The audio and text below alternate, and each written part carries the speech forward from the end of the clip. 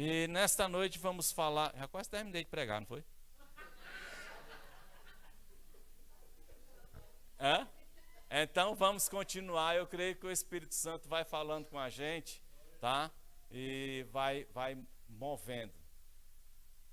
Mas Deus falou no meu coração um negócio ali. Eu não costumo fazer essas coisas de mexer com o povo, nem pedir para dar um glória a Deus. Se você quiser dar um glória a Deus, você dê por conta própria, certo? O negócio está empurrando. Dê glória a Deus, tem gente que fica. Dê glória a Deus. Mas eu acho que você tem que dar quando você sente no coração, né? Que é uma igreja livre, você tem liberdade. Mas eu senti um negócio, eu desejo fazer uma coisa. Se vocês quiserem, façam. Se não quiser, também não faça, porque é na direção do Espírito. Bem ali na frente está acontecendo um show de vários dias. Está cheio de gente lá que está, nesta hora, no inferno. Mas elas podem ser tiradas do inferno, né? Mas a intervenção delas para saírem do inferno é nossa. A começar pelo mundo espiritual, certo? Então, se a gente puder ficar em pé, virar para aquele lugar lá, aí com o teu vizinho, porque a palavra de Deus diz: se dois concordar com qualquer coisa, assim será. Então vamos orar para que o Senhor incomode. Aquele pessoal não está alegre, aquele pessoal não está feliz, aquele pessoal não está bem. Aquele povo é um povo sedento, é um povo vazio, é um povo desgraçado que está sendo iludido por Satanás. Então vamos orar por eles, né?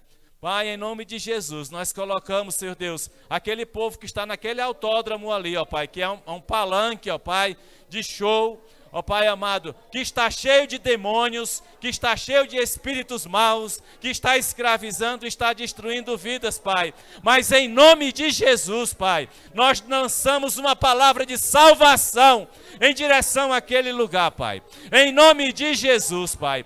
Em nome de Jesus, que é o poder da Tua palavra, que a ação do Teu Espírito Santo comece a tocar aquelas vidas, que aquele festival, ó Pai, aquele show, aquelas ações, ó Pai, sejam, ó Pai, fracas, que sejam, ó Pai, Senhor Deus, derrotadas pelo poder do nome de Jesus, e que muitas vidas que estão ali, ó Pai, nesses dias, sejam salvas, sejam transformadas, pelo nome de Jesus.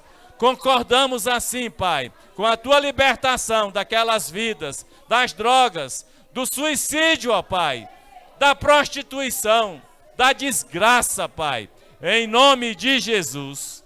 Amém. Glória a Deus. Glória a Deus, irmãos. Aleluia. Aleluia.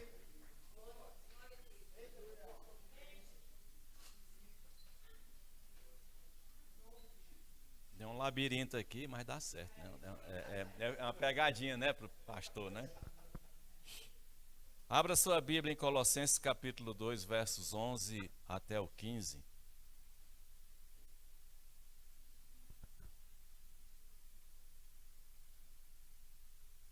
O que o Espírito Santo mais quer é agir na sua vida e na minha vida, viu?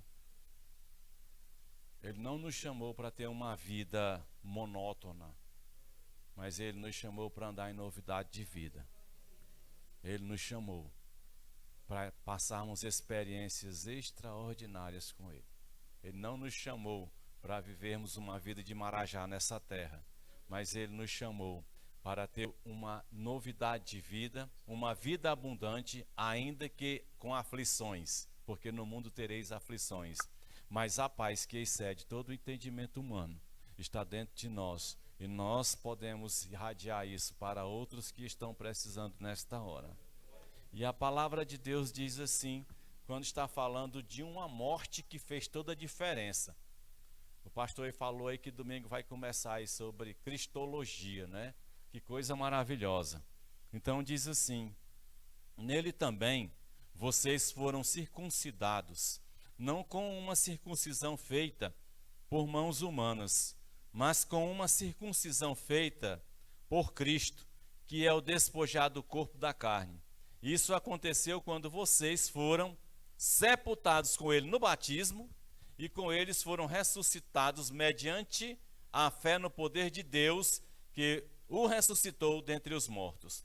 Quando vocês estavam mortos em pecados e na circuncisão da sua carne, Deus os vivificou juntamente com Cristo, e ele nos perdoou todas as transgressões.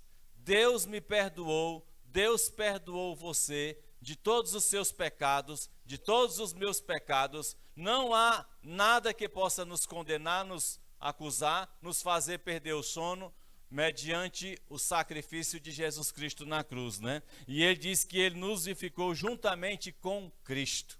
Você agora tem esse Jesus na sua vida, né? E cancelou a escrita da dívida, a nota promissória, a duplicata, o cheque sem fundo que você passou, né? Seja lá o que for, ninguém sabe nem o que é mais cheque, né? Mas ele diz, né? Que ele cancelou a escrita de dívida que consistia em ordenanças e que nos era contrária. Ele a removeu, pregando-a na cruz, e tendo despojado os poderes e as autoridades, fez deles um espetáculo público, triunfando sobre eles na cruz. Então ele fala aqui que naquele instrumento de execução de vidas, né? Jesus passou por ele, e naquele local, que é um local de cruz, ele fez todo esse propósito que Deus enviou para fazer, que era para redimir aquele que crê no nome dele, né? E foi lá para uma das mortes mais cruéis que poderia existir em todos os tempos, que era a morte de cruz. Uma morte que era de tortura, de desgraça, tá? Em que a gente sabe que só ia para aquele instrumento, naquela época de Jesus, naquele lugar, malfeitores. Evidentemente que a cruz ela foi usada nas questões de intimidar e destruir sociedades praticamente inteiras, tá? Isso aí, negócio de cruz vem há mais de 8 séculos antes de Jesus, lá pelos fenícios, né? E chega aí, depois vem pelo Alexandre o Grande, depois Roma, ele aproveita isso e começa a utilizar também como um instrumento de morte. Depois foi retirado, né? Eles extinguiram a morte pela cruz, tá? E interessante que no caso de Jesus, a gente sabe que naquela época, por ser uma questão da lei lá dos judeus, eles quebravam as pernas para morrer mais rápido, né? Mas em outros lugares, quando se crucificava alguém, eles colocavam um banco onde a pessoa podia apoiar os pés. Sabe para quê? Para, ao invés de morrer mais rápido, passar mais tempo sofrendo. Então era uma tortura desgraçada, miserável, algo que o nosso Deus vinha sentindo um verdadeiro incômodo. Assim como o pecado incomoda a Deus, tá? As atrocidades, a iniquidade, o sangue inocente derramado incomoda os céus, viu? A gente às vezes não imagina, porque a gente é muito visualista, a gente está observando só o que está à nossa volta, e a gente gosta ou não gosta pelo que a gente está vendo, então a gente não percebe, mas o que acontece de errado, os sofrimentos, os massacres, as destruições, no mundo espiritual, ela gera cortinas, gera situações de incômodo, tá entendendo? Ela desestabiliza o mundo espiritual, incomoda o universo, incomoda Deus. E aí o que acontece? Esse sofrimento de morte, de dor, e o que acontece hoje, de tanta gente morrendo, né, também, sangue inocente sendo derramado, crianças sendo assassinadas aí a 3x4, então tudo isso, olha, incomoda a Deus, certo? E a cruz não era menos também, certo? E quando você vai lá para Marcos capítulo 8, versículo 34, você vai perceber uma coisa interessante nesse versículo, que Jesus não tinha passado pela cruz, mas a cruz era algo conhecido pela humanidade da época. E quando você lê lá em Marcos capítulo 8, 34, ele diz assim: então ele chamou a multidão e disse a multidão e os discípulos e disse: se alguém quiser acompanhar-me, negue-se a si mesmo, tome a sua cruz e siga-me. Ele estava vivo, não tinha morrido. Ele não tinha sido ainda passado por essa tortura. Ele não tinha sofrido tudo isso, mas ele já estava falando uma coisa para a gente. Porque sempre tinha gente lá no Monte Caveira, no Gólgota, sendo assassinado, não por causa das iniquidades dele, mas pelo sofrimento, pelo terror, pela vergonha que aquilo causa. Ele está dizendo para mim e para você: se você quer vir após mim, então você negue tudo isso, negue uma vida de desgraça, de pecado, uma vida de vaidade, de soberba, de orgulho. Então você toma a sua cruz, tá? E me siga.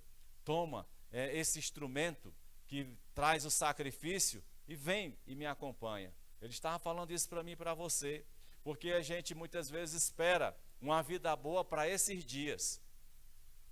A nossa vida boa está preparada e garantida para a eternidade.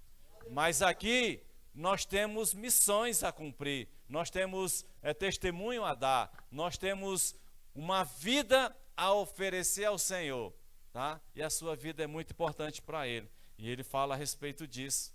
E a cruz, porque que ela é um lugar de vergonha? Porque em Hebreus ele fala isso. Hebreus 12:2 diz: tendo os olhos fitos em Jesus, autor e consumador da nossa fé, Ele, pela alegria que lhe fora proposta, suportou a cruz, desprezando a vergonha, e assentou-se à direita do trono de Deus. Ele não ficou preocupado, não ficou olhando para a cruz, mas ele foi para aquela cruz em obediência ao Deus que nós servimos. Seja obediente ao Senhor. Ele tem falado com você e tem falado comigo. E eu às vezes sou desobediente. Às vezes você é desobediente. Às vezes ele está dizendo para você: se ajoelha e ora pelo teu vizinho, porque ele está precisando. Às vezes você está aqui e ele está dizendo: vai ali e ora pelo teu irmão, e você não ora. Então a gente tem sido desobediente. A gente precisa aprender a obedecer, né? A gente precisa aprender a ouvir, a treinar os nossos ouvidos espirituais para ouvir o que o Espírito Santo está mandando a gente fazer, o que ele está dizendo para a gente fazer. Às vezes ele vai mandar você: vai lá naquela rua tal, vai lá, e tem uma pessoa lá que está esperando uma palavra minha, e é você que vai dar. Ele diz: não, isso é coisa da minha cabeça. E ele está dizendo às vezes: pega o teu dinheiro todinho que você tem no seu bolso e entrega para fulano. Isso é coisa da carne. Meus queridos, eu vivi um momento difícil da minha vida, na peia, né? Tem hora que a gente passa um deserto. Deserto não quer dizer que Deus está nos punindo, não, está nos ensinando. Eu estava num momento difícil, aí eu recebi R$50, de graças a Deus, só tinha um para a semana todinha. Aí recebi 50. Aí lá se fui para uma reunião de oração. Quando eu chego na reunião de oração boa, eu estava gostando, aí de repente Deus: pega aquele dinheiro que tu recebeu e entrega para o irmão ali, que ele está. Não, mas peraí, tem alguma coisa errada. Pega e entrega. Eu às vezes tenho medo de ouvir a voz de Deus, é tanto que eu ando sem carteira e sem dinheiro. Só ando com lenço. Tem nenhum. Você pode procurar um documento aqui, eu só ando sem documento. É porque eu fico preocupado, que Deus gosta de aprontar comigo, né? Ele é o pai, eu sou o filho só. E tem que obedecer. Aí eu entreguei. Tinha que entregar, né? Aí a gente tem que entregar. Outra ocasião, eu ia saindo para uma oração, aí faz umas compras, leva para minha serva, que ela está precisando.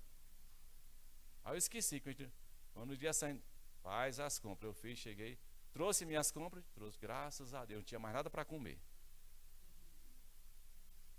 Tá? Então a gente tem que ouvir a voz de Deus. E agora a gente só quer ouvir a voz de Deus, né? A gente só quer ouvir a voz de Deus naquilo que interessa a gente, que é bom. Deus nunca vai falar para você coisas para encher o teu ego, a tua bola. Ele vai mexer com você e comigo. Mas o que é gratificante é que nunca ele desampara os seus. Né?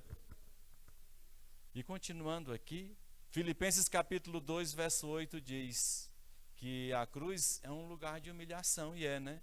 E aqui, olha, e sendo encontrado em forma humana, humilhou-se a si mesmo e foi obediente, né? Até a morte e morte de cruz, tá? Naquele momento que Jesus está chegando ao final, ali do seu ministério terreno, né? Que o ministério de Jesus é eterno. E nós vamos participar nesse ministério eterno dele, claro, estamos participando já entramos na eternidade com ele, né? Então, ele chega aquele momento lá da quinta-feira e vai para a ceia. Ele diz uma coisa bem interessante, Jesus, né? Tem um de vocês aqui que vai me trair. É um traidor, né? É um X9. É uma coisa ruim, né? Agora ele diz isso, não diz quem era. Tá? Aí quando a gente chega no canto, alguém a gente já até, tem um grupo aqui, tá aqui, meu celular sumiu, alguém levou, aí todo mundo, será se fui eu? Nem estava até longe do celular, mas a gente acaba tendo aquele negócio de chamar a atenção e se acusar, né? No colégio era assim, alguém fez uma coisa errada aqui, eu digo, vamos pensar que fui eu, você fica todo preocupado, né? Achando que foi você. Eu não sei se já passou por isso, eu já várias vezes, né? E tem gente que é perseguido, né? Em todo canto, onde chega, acontece alguma coisa e quem foi que fez isso? Aí já olha para a pessoa ali que, né? Tá entendendo, né? E ali todo mundo ficou preocupado, tá? E se eu chegar e disser assim, ó, desse grupo aqui tem um que não vai para o céu, aí todo mundo, será que sou eu que não vou? Você vai pensar assim, então você está em sérios apuros. Porque a partir do momento que você tem convicção de, aqui tem 99 que vai para o inferno, aí eu disse, então sou eu que vou para o céu. Né? Você vai dizer, sou eu que vou para o céu. É a convicção, né? Tá certo? Então ele estava ali e ele sai daquele lugar, né? Vai lá para, chama Pedro, Tiago e João, vai lá para o Monte das Oliveiras, né? Lá no Getsemane, né? Que é o lugar da prensa, né? Da prensa das olivas, que fazia o azeite. Era lá no Monte das Oliveiras que fazia o azeite, tá? E Getsemane quer dizer lugar da prensa. E lá ele estava lá naquele monte lá tal, e depois chega lá o Judas, né? O rapaz que ele falou aqui, que eu disse, ele está dizendo isso, eu não sei porquê. Ele olhou para mim, mas não tinha nada a ver comigo, né? Eu vi quando ele olhou para mim. E aí Judas chega, trai, Jesus passa aquele momento todo de julgamento, não se defende de jeito nenhum. E ele começa a sofrer com aquelas chicotadas, né? Aquele azorrague, né? Que é um chicote com 8 tiras, com pontas de osso de carneiro, coisa terrível, lá rasgando as costas. Segundo os historiadores, diz que tem gente que tinha gente que na época lá passava por esse flagelo, né? Esse suplício, que ele morria ali mesmo, ele não dava nem para chegar na cruz. Jesus Cristo era muito forte, certo? Ele tinha tanta força que mesmo passando aquele sofrimento todo, ele ainda conseguiu carregar a cruz, tá? E uma cruz de quase 80 quilos, tá? Levou até lá, no meio do caminho, Simão Cirineu ajudou, mas ele levou ali e chega naquela cruz ali, ele morre, tá? Ele é crucificado às 9 horas, morre ao meio-dia, escurece tudo, não é?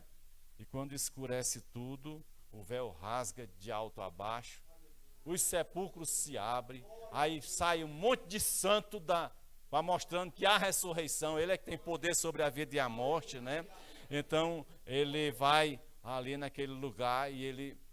Agora tem um detalhe que eu queria chamar a atenção, esse é o detalhe da mensagem, certo? Depois de tudo isso aqui, agora é que eu vou começar a mensagem.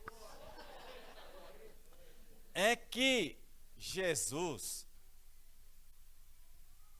todo condenado, toda coisa ruim, naquela época de Jesus, ele tinha que ser lançado num lugar chamado Vale do Inom, ou do Rinom, né? Vocês já devem ter ouvido falar disso. E este Vale do Rinom, ele aparece lá em Josué, né?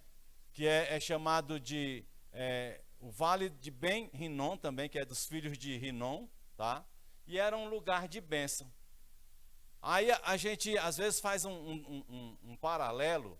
observando que as coisas do Antigo Testamento, eles são sombras da realidade futura, que é do Novo Testamento e chega para a gente. Então, ali era um lugar agradável, foi feito aquele vale tudinho, tá?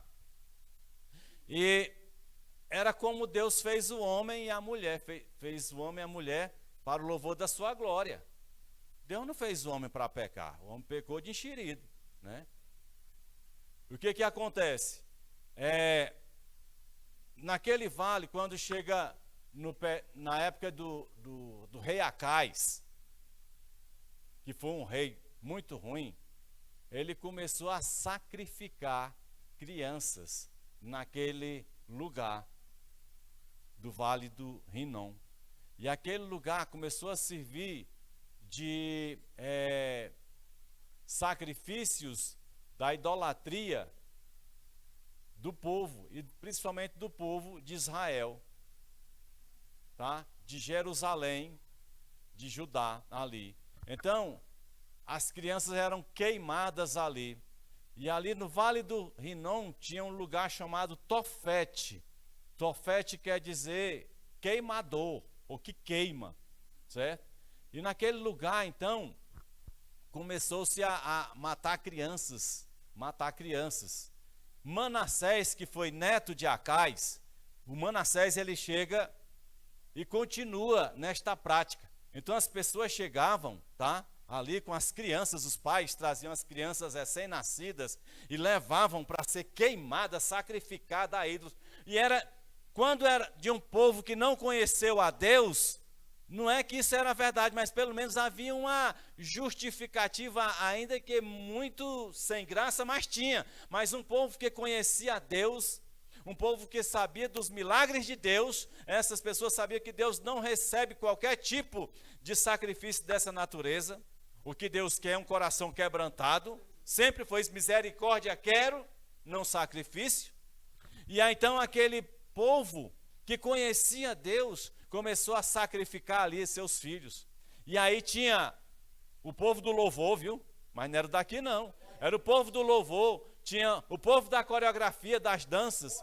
E lá o pessoal tocava os tambores, ficavam tocando e cantando, certo?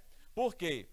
E cantavam alto, porque quando jogava a criança no fogo, os gritos da criança, para os pais não ouvir ficar triste, porque tinha que ficar alegre quando estava matando seus filhos. Além de jogar seus filhos no sacrifício, o sacrifício só era aceito se ficasse satisfeito e alegre com a morte daquelas crianças. Então ficou um lugar maldito, amaldiçoado, que veio de Acais, coisa muito ruim, e depois Manassés. Olha, qualquer ser humano pode ser salvo, viu? Porque Deus salvou aquela criatura chamada Manassés no fim da sua vida, um sujeito que ele chegou a queimar o seu filho, um dos piores cidadãos que... Ora, Hitler era fichinha para Manassés, gente. O pessoal fala de Hitler, se arrepia todinho. Manassés foi uma coisa terrível demais. E aquele Manassés se converteu depois, Deus aceitou a conversão dele, certo? Mas, então ficou aquele ambiente. Então ficou um ambiente podre, amaldiçoado, crianças sendo mortas ali, tá? Por isso, às vezes a gente não está matando nossos filhos, mas em outras palavras a gente está perdendo nossos filhos. Porque quando a gente tem um filho, Deus entrega para a gente um filho salvo. E quando o filho vai para o mundo, eu acho que 90% da responsabilidade de um filho para o mundo é nossa, do nosso testemunho, da nossa educação, da nossa forma de tratar. Às vezes não estamos lendo a Bíblia em casa, às vezes não estamos orando, nossos filhos não estão vendo nada disso. Então não estamos jogando no fogo do Vale do Rinom, mas estamos jogando no fogo do inferno pelos nossos procedimentos, que é pior, não é? Às vezes a gente fica falando do pastor, que o pastor demora demais pregando, cansa, fala de dinheiro, não aguento mais. E as crianças vendo isso, não quero saber desse negócio, aí sai, né? Então, às vezes a gente não está lá, vai abolindo todas essas coisas e vai querendo restabelecer a relação do seu povo com o Deus, com o Pai eterno. E ali ele faz o seguinte, ele começa a decretar uma coisa interessante, porque o lugar tinha que ser puro para queimar as crianças, viu? Olha só. Aí Josias diz: tudo que é de lixo vamos jogar lá no Vale do Inom. Aí não deu mais para queimar a criança lá. Quem tinha vontade de colocar lá não se via mais. Então, aí começou a colocar lixo, animal vai morto, tá entendendo? Cadáver de pessoas, foi jogando tudo ali, naquele vale, tá entendendo? E deixou de ser um vale de bênção, um vale do Inom, que passou pelo vale de sacrifício da maldição, para ser um lugar amaldiçoado, impuro, em que ninguém ia para lá. Agora note que aí no Novo Testamento continua o Vale do Inom aparecendo. O Vale do Inom era o lugar onde todo prisioneiro, sem exceção, tinha que ser jogado. Aí você já deve estar pensando assim: e Jesus foi para lá? Se você está pensando isso, volta para a escola bíblica correndo. Né? Cristologia, viu? Cristologia. Porque o que acontece? Jesus aí ele vai estar naquele momento na cruz. Já falamos aqui do vale, né? E quando chega naquele período, o Vale do Inom, ele é um lugar onde era jogado o lixo, animais, tá? E cadáveres. Aí, para não ficar um ambiente muito fétido, podre, tinha o pessoal do saneamento básico, né? Que trazia o enxofre e jogava dentro e jogava fogo. Porque o enxofre lá com aquela coisa pegava fogo. E lá ficava como que o fogo.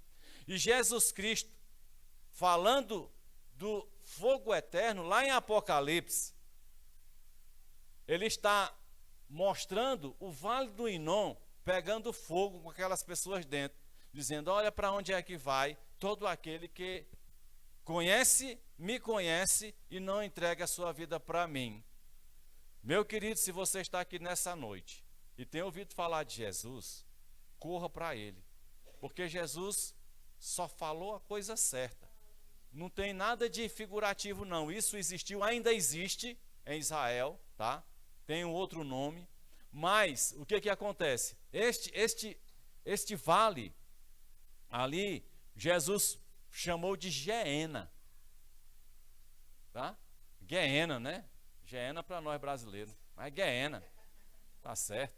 Hebraico, é? Acho que é, né? Se não for, é tártaro, né? Alguma coisa assim. Mas está falando de um lugar da condenação eterna. E ali era o exemplo, aquele lugar onde as pessoas eram lançadas. E era para lá que Jesus ia. Tá? O que acontece? Deus opera um milagre, mais uma vez aqui, que não está propriamente na Bíblia, só quando a gente vai se aprofundando nos chamados de princípio da hermenêutica lateral, ou seja, você vai vendo coisas que o texto não mostra diretamente e você vai pegando pela história, por alguma outra razão, e vai associando, porque o Vale do Inom existia, todo mundo tinha que ir para lá. A Bíblia não fala que Jesus tinha que ir para lá, mas a gente sabe que todo condenado de cruz é maldito, tinha que ir para lá. Nosso Cristo tinha que ir para lá. Mas as profecias diziam que ele não ia para lá. Assim como as profecias diziam que ele não ia ter nenhum osso quebrado, não é? E não teve nenhum osso quebrado, né? Tá certo? E aí, meus queridos, chega o momento em que Jesus vai morrer. O que os soldados romanos iam fazer? Pegar todos os corpos, o de Jesus e dos dois bandidos, dos dois ladrões, ia levar para o Vale do Inom, tá? Ia levar para lá. O que acontece? Jesus tinha um discípulo muito interessante, ele, que a gente vê falar pouco, mas teve um papel fundamental, chamado de José de Arimateia. Era um comerciante bem sucedido, certo? Ser bem sucedido não quer dizer que vai para o inferno, tá? Você pode ficar rico, alguém pode ficar rico, tá? Mas desde que o seu dinheiro seja usado para o Senhor, né? Não é para você não. Você tem muito dinheiro, se você aqui tem muito dinheiro, não é seu, é do Senhor, tá certo? Então usa aí para abençoar o pastor para ir em janeiro lá para Fortaleza, que ele precisa tirar férias, certo? Ó, presta atenção, gente. Né? Ele precisa descansar, vocês querem ter um pastor saudável, mente boa, né? Aí leva o rapaz lá, com uma família, para ir lá para Fortaleza. Lá ele vai ser bem recebido, né? Certo? Então note que aí, José de Arimateia, sabendo, e ele era membro do Sinédrio também, né? Ele não era sacerdote, mas ele, pela sua posição, ele era daquele povo lá, do Congresso Nacional, lá de Israel, né? Então ele era membro do Sinédrio. Aí o que acontece? Ele, sabendo que Jesus ia ser levado para o vale do Inom, ou do Rinom, o que ele faz? Corre para Pilatos, chega para Pilatos e diz: olha, você condenou um homem inocente, você não, disse que não queria, mas você condenou. Agora, me faça um favor, me dê o corpo dele. Me dê o corpo dele, né?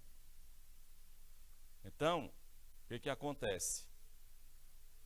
Pilatos faz um decreto, rapidamente ali, lá tinha os escribas, né? No palácio lá e ele faz o decreto e entrega na mão de Arimateia, porque eles eram amigos. Ele abastecia lá a casa de Pilatos com tudo que era de especiarias e eles eram amigos. Aí o que acontece? Ele faz esse decreto, José de Arimateia corre e disse assim: olha, eu vou levar o corpo dele. O centurião disse: vai não, não vai levar não. Ele vai ter que ir lá para o local onde todos vão. Não, César liberou. Não, César não liberou. Liberou, está aqui. Aí mostrou o decreto, ele leu, ele disse: realmente é para entregar. E aí Arimateia ainda disse, José de Arimateia: me ajudem a tirar o corpo. Tiraram o corpo de Jesus. Então, observa como é o plano de Deus, como Deus age de uma forma tão profunda. Deus tem agido na história. E num detalhe até que para muita gente parece ser simplista, mas não é. Porque foi uma operação de milagre naquele momento. Então Jesus não é lançado no inferno, também era chamado aquele lugar. Não é lançado naquele lugar fétido, podre.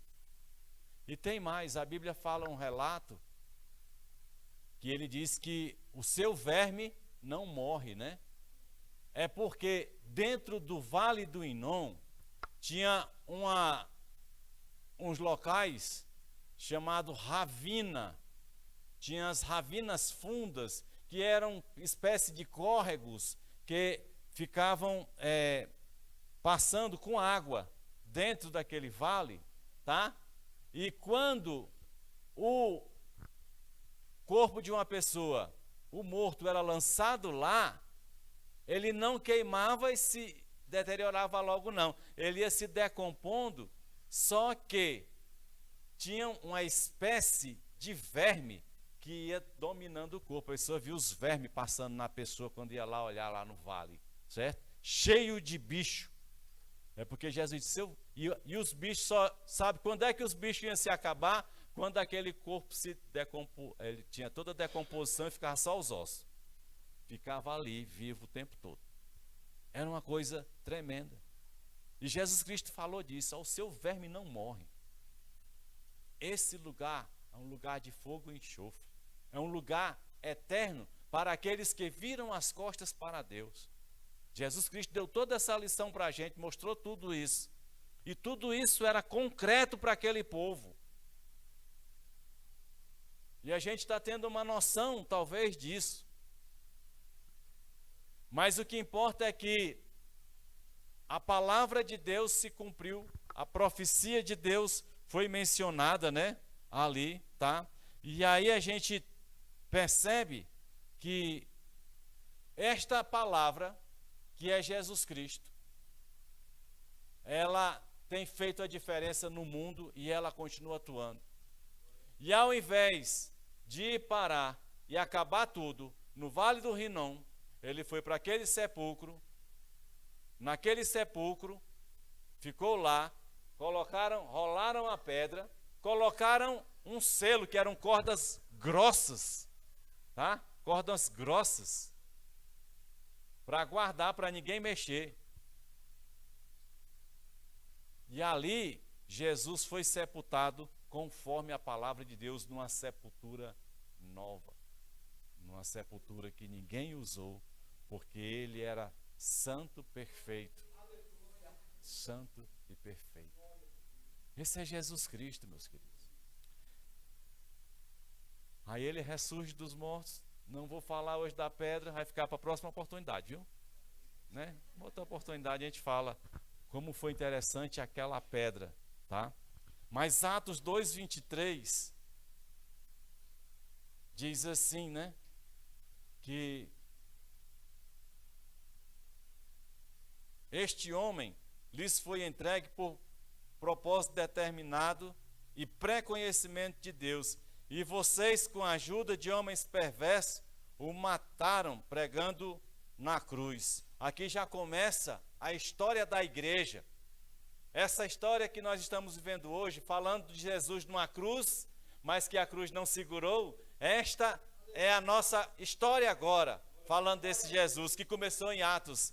Aqui, quando Jesus ressurge dos mortos, nasce a igreja, que somos nós. Nós somos a igreja de Jesus, né?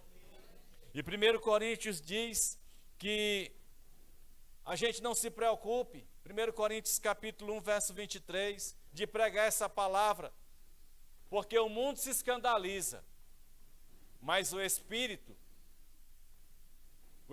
Santo, quando estamos falando, ele está usando o som da nossa boca para alcançar vidas. E diz assim: nós, porém, pregamos a Cristo crucificado, o qual de fato é escândalo para os judeus e loucura para os gentios, né?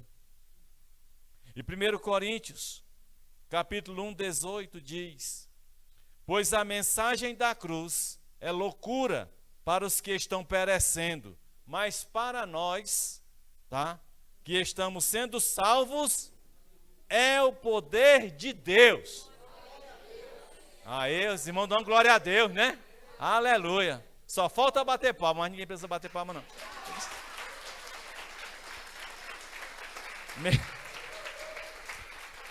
Então, olha, quando a gente fala, o pessoal, ó, doido, olha, o pessoal maluco, né? Maluco, cara. Mas o que diz aqui é que para nós que estamos recebendo essa palavra, ela é o poder de Deus. Então você que recebeu a palavra de Deus na sua vida um dia, e se não recebeu, receba hoje. Receba Jesus na sua vida, porque ela é o poder de Deus. E quem tem o poder de Deus na sua vida, nada é capaz de colocar você em derrota, tá? E o último versículo, porque o pastor já está olhando para o relógio ali 3 vezes. 1 Pedro, capítulo 2, versículo 24. Por suas feridas, vocês foram sarados, curados, né? Curados. Pelas suas feridas, vocês foram curados. E aqui é Pedro falando, e falando de um texto de Isaías 53. A profecia de Deus se cumpriu, e se cumpre hoje. E se você recebe Jesus Cristo como Senhor e Salvador da sua vida, você é curado. Você é curado porque você tem o seu espírito transformado. E você é curado fisicamente, porque se Deus tem poder de nos curar para dar uma vida eterna, então, curar qualquer espécie de enfermidade, isso é coisa pequena para o Senhor nosso Deus, que também nos cura. Então, que nesta noite, nós possamos estar recebendo esta palavra em nosso coração, e que o Espírito de Deus esteja gerando vida, e mais vida em nós, nossa descendência, nossa família, nossa casa e todos que nos rodeiam. Amém? Que Deus abençoe a todos. Pastor?